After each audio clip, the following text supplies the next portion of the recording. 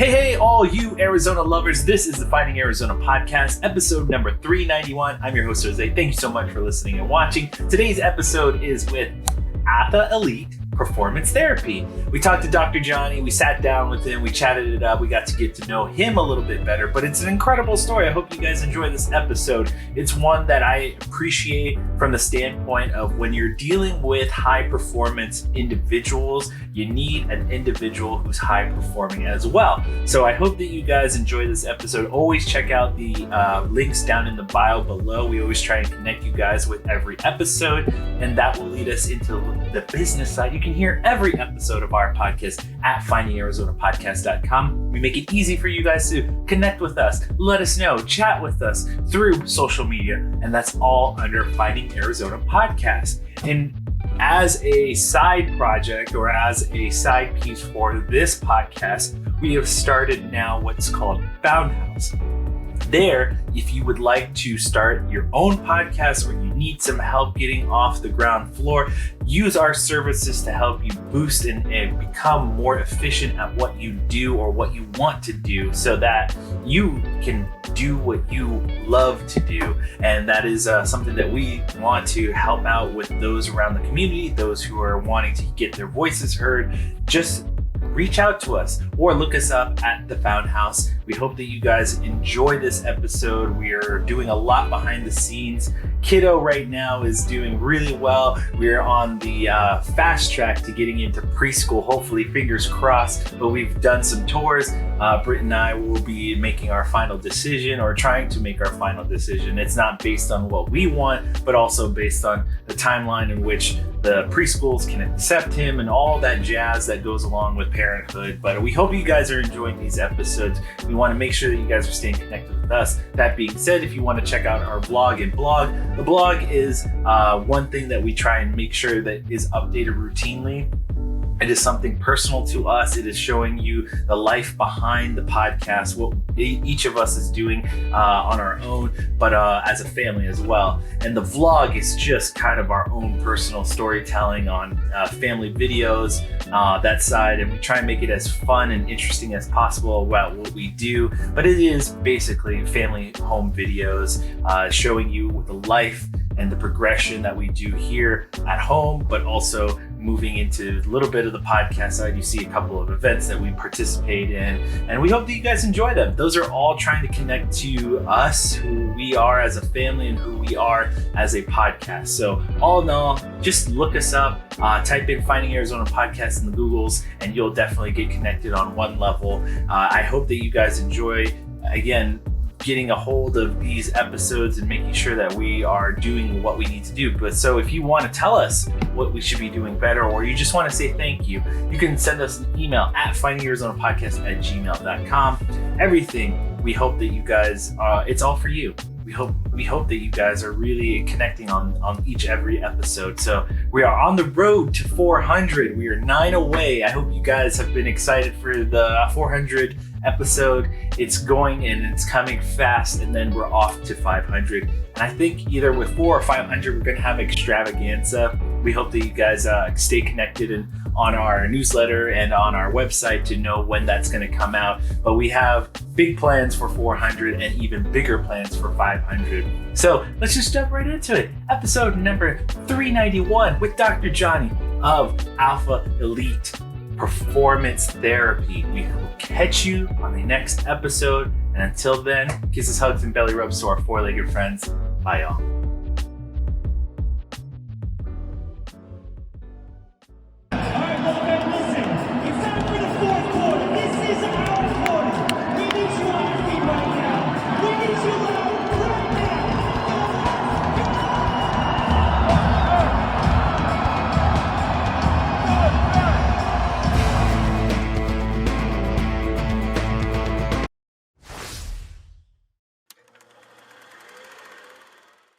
Two, One. Welcome back, everybody, to the Finding Arizona podcast. I'm your host, Jose, and as always, we bring in very special guests. And today, I am very excited to introduce you guys to Dr. Jonny here. And I will let Dr. Jonny introduce you to his business because I want to hear it from his, like, how he introduces himself, just from one being that it is a very, very interesting thing that we're going to be talking about. So go ahead, Dr. Jonny, take it away. Thank you. Thank you for the introduction. So I am a doctor of physical therapy. I have a physical therapy practice. It's not your traditional physical therapy practice. It is a cash pay physical therapy practice, and we focus a lot more on sports and performance. Yes. So for instance, right now we're working with the NFL Combine, working on guys' pro days right now, and Nice. then MLB offseason. So getting them trained. And then so we do the rehab alongside with the performance training. So very, very niche, not your typical physical therapy clinic. Yeah, it's a ton of fun. And it's called Athelite. Am I saying that right? Yes, athlete. Yep. Athelite. Yeah. So it was just, again, it's one of those things where I'm very incredibly honored that you would, come and join us for a conversation. This in particular being that the fact that it's like sports medicine, and it's you're definitely dealing with high performance clients on that end too as well. Because one of the things that I have never been we've never had a discussion around, and it's one of the questions that I get a lot, is like they ask me, what are some of the people that you'd love to interview most? And my always default answer has been, I want to talk to people who are kind of in this elite performance or elite athlete, elite kind of like in all rounds of what they do for a living, kind of at the higher end, just because it is a different perspective in that sense. You're dealing with one part, the kind of performance aspect, and you're doing your job, you're doing something at the highest level. On the other end of it, I always kind of want to hear how they got there or how they actually end up developing these skills, because those are the types of things that everyone wants to hear or kind of are intrigued about from that end. So I'd love to just kind of ask you the question that I usually ask everyone, which is, give us your origin story. How does one go from being an ASU grad to working with some of the top performing athletes around the globe? So initially started fresh out of PT school. During PT school, I knew I wanted to work in sports. Yeah. I didn't quite know what that looked like. Being young and naive, I was like, I'm going to get out of school. I'm going to go, right to professional athletes, and everything's going to be great. And, the rest is going to be history. But that's not how it works. It's all about, Understandable. especially in this business, it's about your connections, your Yeah. networking, who you know. So in the beginning, especially to first get started, I did home health as my primary occupation. So I was going to people's homes, post hospital stays, very, very acute, low level, very flexible schedule. So it allowed me to build my business on the side. And so while I was, having my primary income come from the home health business, I was doing the stuff on the side, getting more clients, marketing, building my gym, things like that, to finally get to the point where I was able to go full time. Nice. Going through that, still all the time networking, going to events, going to tournaments, reaching out to agents, hitting social media pretty hard. Just reaching out to any and everyone that's, kind of associated with the professional athletes. Yeah. I'm trying to get as close to those groups and where they're at as possible. That's like what my mentors and, kind of I've always heard is, if you want to, you got to meet your customers where they're at. Yeah. Right? Yeah. So you got to go to the tournaments, go to the, the meetups and stuff like that. And then, sometimes it was, giving some treatments, for free on the front end to help build my social media, especially leveraging people with, high social media accounts, and stuff like that. And then to build it up to have consistency, to where I am now. But I'd say probably the biggest thing is networking and just being around, the right people. Yeah, kind of what we've been hearing from our end as far as what we're trying to produce as far as our clientele of, people coming in through our doors, is meeting the people where they're at. And that's a big push for us this year as far as going into live events, face to face, things like that, where you're just in that group setting dynamic and showing what you're capable of, and just allowing the people to understand who you are on the front end and just giving them insight as far as your skill level, what you're capable of in your services and things like that. So we're very in touch with understanding that aspect of it. So I'm very excited because you are like kind of like me where you're persistent. Like if you have a dream, a goal, something that you're looking forward to pushing the envelope on, you have that energy, that persistence, that mindset to kind of that willpower to keep it going and keep it pushing. I love it. So I'd love to just get that kind of first inkling of, you put your foot through the door, you have that maybe that first clientele that says, yes, let's do it, let's work together. Can you give us a little bit of that background story? Because, like you said, it's that first snowball effect. You get one client that really has that kind of storybook, I'm working with an athlete sort of deal, and then it kind of snowballs into something more or something different. Where was that first inkling coming from? I'd probably say it was from networking. One of my really good coaches and trainers, I'd probably say Chuck Howard. Very, very great guy. I played with his son, Desmond Howard. But he actually introduced me to some agents and, some agents at basketball agencies. Got it. Where I was able to get connections to work with them during the preseason and off seasons. And that really kind of paved the way. But like I was saying earlier, it's all about who you know. And so I was basically, as I'm doing, is trying to be very loud, trying to tell everyone what I'm doing, talking to them, and also not only, being like self-serving, but trying to help people out. How can I help your business? Reaching out. How can I provide value? Always reaching out to Chuck and Desmond, different trainers, how can I help your athletes? What do your athletes need? Do you need anything, to help your athletes as far as like additional stretches, warm-up routines? Just trying to be as giving as I could, because I know if I was as, selfless and giving as I could, those people around me would see that. And then help me out, as a result. Not that's why I was doing it, but just being a good person and doing those things for the people that also do those things for other people. But like I said, Chuck Howard, the whole Howard family, great people. And I'd probably say that was one of the things that helped me get, on the scene probably. That's awesome. An incredible story too, because it's just that it shows, again, like you were saying, who you know, and just kind of bringing yourself into the fold. The agencies will allow you to kind of really propel forward in the fact that their clientele is just a multiple of names, whatever it may be. But again, I'm like very interested also in the minutia of your daily life, because you're kind of I'm kind of looking at the perspective of the health and wellness in the different sports that they're participating in. And so it's wintertime right now. And I know for a fact that when you're playing out in cold weather versus the summertime when it's nice and warm and your body's at a different temperature and rate, you can actually enjoy or you can actually focus in on different clients of what they're actually performing at the muscle group level. So can you give us a little insight on like the winter versus the summer, what you're focusing on, or what the kind of things that you're looking at just as far as injury or helping them perform better at that level?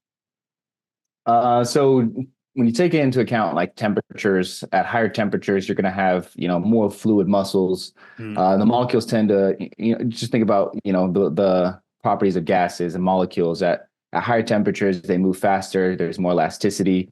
You're going to have more responsive as far as, athleticism. When you start like getting in colder temperatures, that's when things kind of start slowing down, especially on the cellular level. Blood starts moving slower, circulations is slower. And then, reaction time gets slower.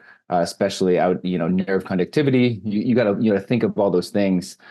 So playing surfaces, how stiff are the surfaces? I don't know if you're paying attention right now to the NFL playoffs, but right now the ground is so hard because it's so cold.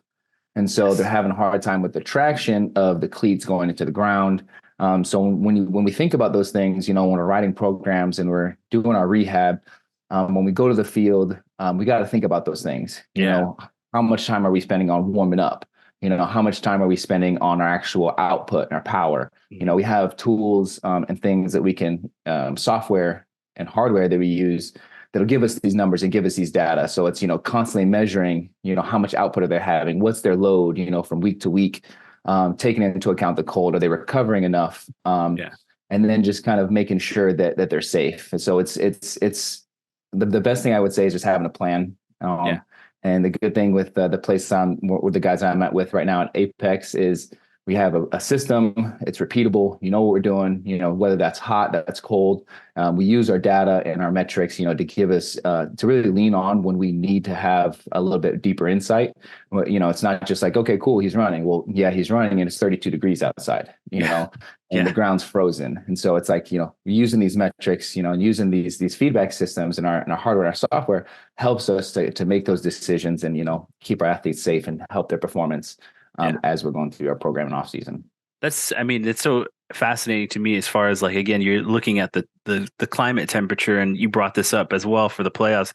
The one thing I noticed too, it's not just the athletes, but the tools, the balls that they're using too. It's like if you watch a kickoff in just yesterday's game, you can see it's not the regular bounce that when it hits the floor on a normal temp day, it's not it'll bounce a little bit and jump up. It's a hit the floor and then roll sort of situation where it's not giving you a little bounce and you're looking up and trying to grab it from the single bounce, but it's now just bonk, hit the floor, roll a couple yards, and then you're like either got to be ready for it or you're trying to run after it when it hits in and goes right behind you, sort of situation. So it's it's interesting to kind of like really tailor your performance and what you're trying to do with each individual athlete to what their positions are, and just kind of, recognizing the different muscle groups. There's been a lot of injuries with the knees and with the kind of the legs the past this football season as well. But one of the things that you brought up that I'm totally getting more into as far as my research and as far as podcasting goes is the technology. And technology has been a big push and a big view as far as like AI and integrating it into your actual job, your actual, like what you're using as far as your software to calculate the numbers and bring you results that are going to give you some new insights, some new, ways of working around the performance. When you're talking about this 1%, 0.01% situations, you as the person helping the individual tailor their schedule or tailor their actual thing that they're working on to help guide them into a better injuries, recovery, things like that. Can you give us a little like what those look like as far as, is it still changing for you guys, or are there still like data points that you kind of rely on the most as far as the scheduling for recovery, scheduling for warm-ups, scheduling for different aspects of the season? So let me break that down into a couple different parts here. So the software and the hardware that we use a variety of different things. We use a dynamometer that measures strength, so we can see the strength of the individual muscles. Nice. Muscle actions. Say we do hip flexion as opposed to knee flexion. And then we also have the force plates, which measure ground reaction forces, asymmetries in force production, deceleration. Mm-hmm. It also measures reactive sports index, which is how elastic and how the ability of someone to access their type 2 fibers, basically like their athleticism. So we have that. We also have GPS trackers that track as far as speed. And so we use all these systems as we're going through as benchmarks. So we get them initially, say, hey, get these guys first in the door. Okay, let's take initial, first day benchmarks. Where are they at? Okay. And then we have our plan, based on, our data and our system, wherever they test, we throw them into buckets, right? Okay. You test like this. Okay. So we're going to do this program with you because you need to work on strength. Okay, you're good with strength. You need to work on being more, more ballistic, more fast twitch. So we put you in this bucket. And so as we're going through our program, we're constantly measuring, looking back at that data, saying, okay, how does that measure up, right? Is the program that we're writing, is that really are we actually getting the results that we think we're getting and that we want to get from it? So it's a constant reiteration of using our framework, using our benchmarks and our data points to extract useful data, useful metrics. And like I said, to make sure our guys are on the right track to go through the off season. And then if they're not, making those necessary changes as far as their performance, making sure that we don't have too many high performance days. So you touched on this. How do you manage recovery? So that first part was basically how do we formulate training programs and how do we, take them through the off season. So now like basically rehab and recovery, we basically tried to stagger their workloads, right? So we like high output days followed by low output days, high output days followed by low output days. We don't like to string too many high output days in a row. Because the more high output days you have in a row, the more chance you have for injury. The data is pretty evident on that. That's why there's been so many studies with NBA, college, those back-to-back games, to where they notice increases in injuries, so they try to avoid those. So different things like that we're looking at to help these athletes to not only recover but also increase their performance. So we're not loading them down, just taxing the nervous systems too much, so where they can't increase their performance as they're going through the off season. So I know it's a lot. No, I was following too. I'm a nerd about it because it's really kind of fascinating to me. I mean, I wasn't a collegiate athlete. I was more of just a high school cross country runner, track and field sort of deal. And so for me, it was like it stems from a place of like pure intrigue as far as when you're performing, because I know I understand what it takes to perform at that level. It's just like it's a lot. And so you're talking about the input on what you do and the stresses that you do on your body, but what you eat, kind of your daily, like some of these guys, they're spending millions of dollars on just recovery, food, training, things like that. So you have to take it with they're high performance. They're like Ferraris, Lamborghinis of the sports world. That 1%.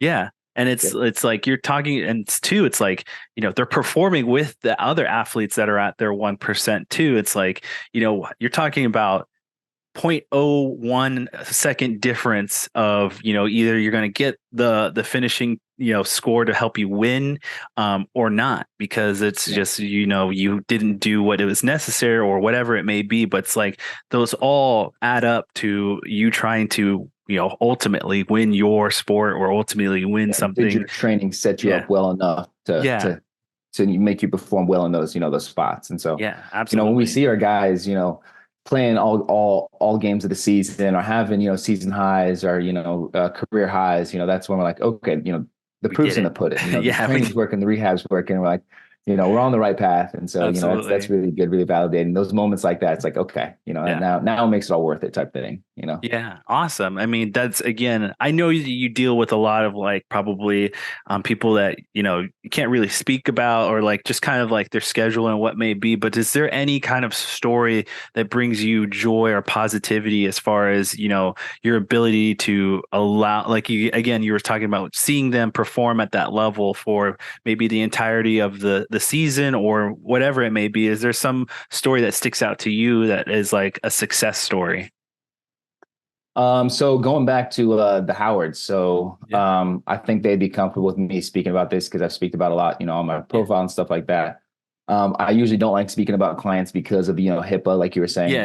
There's that I can't speak about clients, but the Howards are family. So actually, after Jordan, one of Chuck's sons, one of my really good friends, he actually tore his ACL. He's a professional basketball player. Yeah. So he tore his ACL over in, Puerto Rico. And so, being able to help him rehab through his ACL, helping him get back to 100%, getting back to, even better performing than he was before, being able to help, that family and get back to Chuck and, help his son in that way.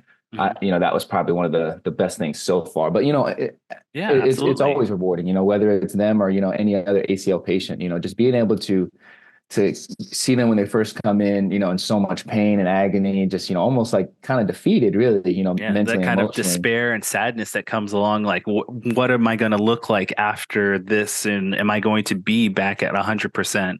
Those are the types of things that you see and go through. I mean, you're dealing with people who've put their livelihood into their bodies, and when it goes and fails on them, it's a desperation, a level of desperation that it's just, unfathomable to those. Some people don't always come back. Yeah, exactly.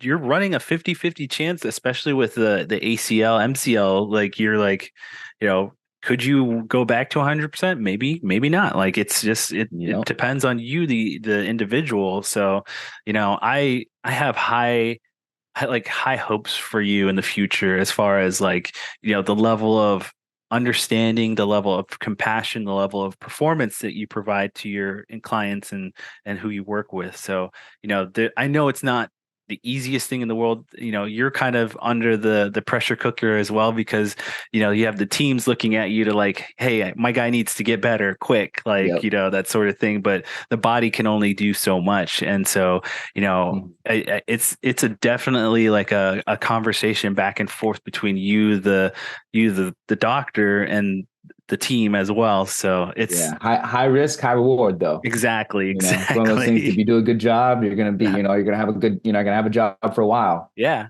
Can you you might not be in the business for I know, I totally understand too. It's like you can't, that'll if you don't have too many success stories, it's like, what are you, the person involved doing? So it's like, I totally get that. But I'd love to just now kind of pivot a little bit because I just saw a commercial about it. It's the 2024 Olympics.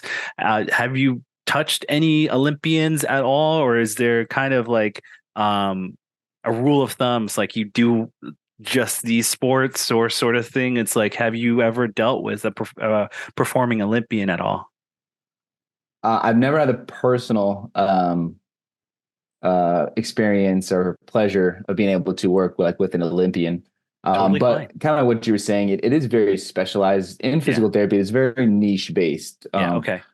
So my niche is professional athletes off season and then rehab recovery. A lot of times, when you get into those niches, some people, will get into just treating swimmers or just treating softball players or, for a while I was, just treating, basketball players. And then it kind of, like I said, it's kind of more pivoted to, professional high performing college, athletes. Mm-hmm. I would, and it wouldn't be opposed to working with something like that, with that, with Olympians and things like that. But so far, that's kind of where my experience has been limited to. Yeah. I mean, and kudos to you for, there's definitely in the sense of like jobs all have kind of different routes that you can kind of go into. So, the fact that you found your niche is beautiful enough. And just, I always ask this because say not yet. Oh, really? Okay. Yeah. I love hearing that. I'm still young, especially working in, physical therapy and, professional sports. Absolutely. With football, there would cross over to track, things like that. So, I'm not ruling out in the future, but, so far, I haven't had the pleasure. Yeah, dude. Man, it's really one of those things. It's like, that's the one thing that really also just brings me kind of joy is like that for you. Every time it comes back around, it's like, there's a level of passion about pride of your country and things like that. But it's like, if you're talking about like people performing at the highest skill set and level, it's like, Olympian, you think about that and you're like, oh man, like they spend years just trying to perform for that Olympic gold. They're probably on stage or viewed maybe 5 minutes total, depending on the sports. Yeah. Some of those track races are 10 seconds. Exactly. 10 seconds. It's just kind of crazy to think about. It's like, there's that level of like, wow, you got here and it's already done. Like it's already done and over with. So, and kind of parallel to that, with the NFL Combine and NFL Pro Day guys we're working with, they have that one day, that one day to max out 40, everything. That 40-meter, dash and that, the bench press, right? Yep. You're not feeling good that day, or it's not your day, you might not test as well, or you might catch fire in a bottle and test very well that day and, catapult your draft stock and all of a sudden, set yourself up for. So that's why, off season and, the prep is so important, especially, in off season, getting to the pros, because your draft position, it's kind of funny, I don't know why it's like this, but it might be some kind of psychological thing, but where you're taken in the draft stays with you throughout your career. Oh, so if you're drafted in the first round, everyone's going to view you as the first rounder. Yeah. Right. If you're taken in the fifth round, you're always going to be a fifth round guy. Even if you make, multiple Pro Bowls or, in the NBA, multiple All-Star games, if you're a late rounder, you're always going to be viewed as a late rounder. So, that's why it's such a good, important push to those guys want to get, drafted first round, early rounds. Because if you're viewed as an early round guy, your second, third contract, say you don't perform well on your first contract, it's kind of the back of their head, like, well, this guy's a first round draft guy, maybe we can get the potential out of him. So I think that's also why Mr. Brady's his performance sticks out so much, being kind of a late rounder and just performing at the level that he did with the Patriots. Mm-hmm. And it's just kind of amazing. And it sticks out a lot because, you talk very, very specifically about just being a late rounder and now multiple Super Bowls, being the highest kind of best quarterback ever. And I think also it's like you put in parallel again what we talked about, how much he's put so much into his body as far as what he does training off season, what he does with his health and wellness, eating, performance, everything. TB12. I mean, literal guy has made a whole brand behind that kind of understanding of how you go about doing what you do. So it's really beautiful to kind of now talk with someone who's had a hand in something like that, where it's like you're helping the athlete get better and recover and work on themselves throughout the off season. So wonderful conversation having with you. I'd love always kind of pivoting the end of our talk towards the future and kind of goal setting and things like that. It's the beginning of the year. Do you have any goals for 2024? Is there anything that you want to help, our listeners, maybe help you out? You can put it out there in the universe. So, anything like that stick out for you? Other than just growing, the business and brand as a whole, we're really trying to get the NBA offseason to our new facility. Okay. Right now we have NFL offseason, we have MLB offseason, some soccer, some hockey trickled in here. But that gap right there, between the NBA offseason is what we're really trying to push for. So that way we can have all major sports offseason and kind of be, busy, full year round. Yeah. We'll get some guys here and there, but we want to be able to hold like real, full camps. So that's what's going to be our focus this summer, is trying to get, NBA camp, get the NBA off season into our gym. Nice. And start building that program so we can have, just a full year round, off season, well-oiled machine is, what I like to call it. Man, if you could get someone, a Beal or, Booker or someone in there, that'd stick out so much. It's interesting because they, put it in the universe. Yeah, put it in the universe. You speak in it and they will come, sort of deal. So it's like, I have high hopes, man. I hope you're able to make it happen. I know you'll probably have a couple of guys very much interested in after this conversation, but it's just like, again, it's like, I'm, such a fan of where I grew up and being here in Arizona, just have a highlight of, I went to school with, why am I blanking? Harden. I went to school with Harden, and I remember him being in one of my classes. I remember him, at ASU, and just, seeing him at the rec center every, couple of times, playing with some guys. It's like, so it's just, I have a true passion for like, where they come from, and then how they, diverse themselves into the world once they become athletes and stuff like that, especially if they've come across my own path. It's like, wow, that stood out. My mom's met Nash. I've, seen Terrell Owens at an event. Yeah. So it's like athletes live out here. Yeah, they just stick out. Like they, you see them and they're like, wow, I've seen you on TV. I've seen you actually perform really well. So it's like those types of things really do stick out. And it's a lot of fun to kind of see them in person and hear them talk too, is really interesting as well. So thank you again for just having this conversation with me. I know there's a lot on your plate, from being the person that helps them get better, recover and perform better. So it's really interesting to have someone of your stature to come in and give us some insight in that world. I do have one question just off the top of my head that I didn't get to talk to you about, that I would love to just kind of, it piques my interest. You deal with the body, and what's the most, to me, I would love to ask you, what's the most interesting thing that you find about the performance of how the body works, and just kind of something maybe has nothing to do with your work, or maybe it has everything to do with your work. What's something that you find most intriguing about the human body and how it performs at this level? I would say probably just like the capabilities of the human body, like how resilient it is. And you see some people and like what people can do, like human performance, like people, whether it's contorting themselves or lifting thousands of pounds, or, being able to run hundreds of miles like David Goggins, being able to extract like the very, very most of themselves, and, seeing what's possible, or even on the more tragic end, seeing what people can survive from, being in, terrible accidents and being able to, recover for them, or, being able to survive them, maybe, with a little handicap, but, I would probably say just like the sheer capabilities of the human body and what we can do as humans and as people, I think it's probably what's most intriguing for me. And I think that's what's really got me, interested in the whole world of physical therapy in general, was having anatomy and, seeing, what our body can do. And, even on, the cellular level and stuff like that, it's pretty crazy.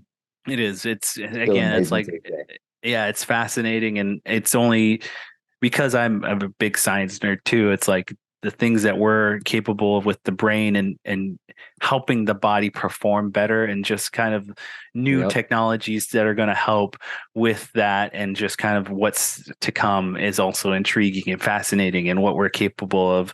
There's a lot coming down the road, and I am the very biohacking and, that whole study in general is going to get even bigger than it already is right now. So thank you again. I mean, you have really piqued my interest in my mind today, and thank you again for this conversation. I have high hopes for you. I wish you nothing but the best of luck with your business and with the athletes that you perform with. So this end bit is for you to help everyone find you online. Any social media handles that you want to promote, go ahead. The floor is yours, Dr. Jonny. Take it away. All right. Well, thank you. And also to you too, I want to invite you to come down to our facility downtown absolutely. Phoenix. It's 926 East Jackson Street, Suite 600 in Phoenix, right off 7th Street and Jefferson are the main crossroads. Yep. That's where you can find us. That's our physical location. It's Apex Performance Facility with Athlete Performance Therapy. So we have a partnership in that building there. So we have, like I said, the training with the therapy. So come check us out in person down there. Sure. But you can also check me out on Instagram at Athlete Therapy, Twitter, Athlete Therapy. That's and then Athlete Performance Therapy on Facebook. That's where you can find me posting, all my workouts, a lot of my rehab stuff, anything physical therapy, surgery related. If you need any information, that's where you can find me hanging out. Awesome. Thank you again. And I didn't get into that. Yeah, you have a very large facility there that you guys are really working out of, and just it's a very beautiful place to like see. And I think I've been around the area as well too, because it's really an interesting. Yeah, I would love to come in and say hi and introduce myself. And I'm just like thinking about it. I was like, maybe you could help me out with my lower back.